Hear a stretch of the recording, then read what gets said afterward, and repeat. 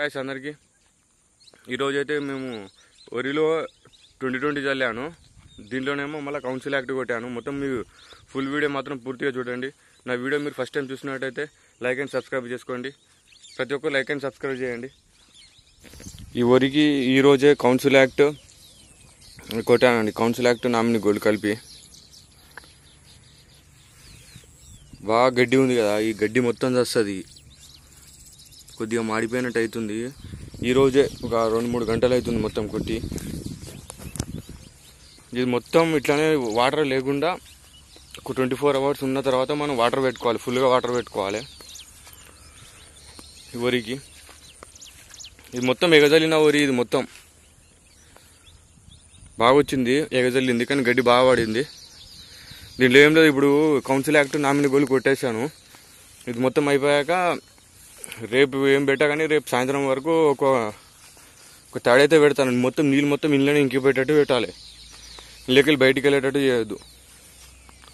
అట్లయితే గడ్డి మొత్తం ఇట్లా మురిగిపోయి పడిపోతుంది. మొత్తం గడ్డి మొత్తం ఒక వారం రోజులు టైం తీసుకుంటుంది మొత్తం వెళ్ళిపోని గడ్డి. చూసారు కదా, ఇది బాగా వచ్చింది వరి అయితే ఈసారి. ఇంకా నాటేసిన వరి కంటే ఈ వరి బాగుంది. ఇవి నాటేసింది చూడండి.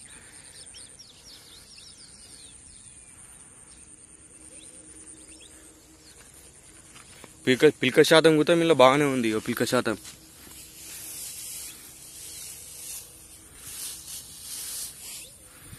చిన్న చిన్న గడ్డి మొత్తం ఇదంతా చనిపోతుంది. ఇక మొత్తం కౌన్సిల్ యాక్ట్ తోటి నామినీ గోల్డ్ కలిపిన మళ్ళీ అవి 2 కలిపి 1/2 ఎకరానికి 3 డబ్బాలు చేసి స్ప్రే చేసిన. ఎండనైతే మంచిగానే కొడుతుంది. ఈరోజు వానమోగులు ఇట్లా ఏం లేదు. 24 అవర్స్ దాకా దీనికి వాటర్ అవసరం లేదు, ఏం అవసరం లేదు. దాని తర్వాత 24 అవర్స్ తర్వాత మనం డైరెక్ట్గా వాటర్ పెట్టుకోవాలి. ఇక మళ్ళీ ఇది ఒక డబ్బా మిక్సింగ్ చేసి కొట్టాను. ఇగో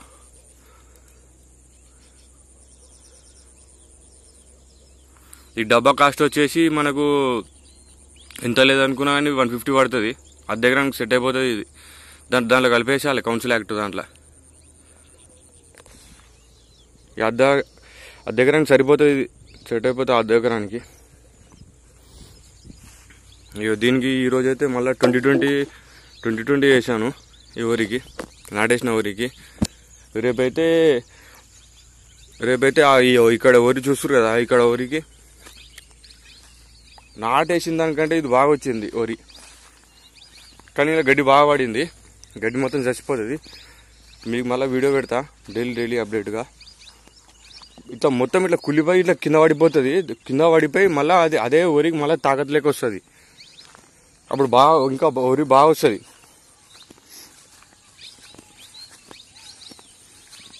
చూస్తారు కదా ఎట్లుందో వరి మొత్తం.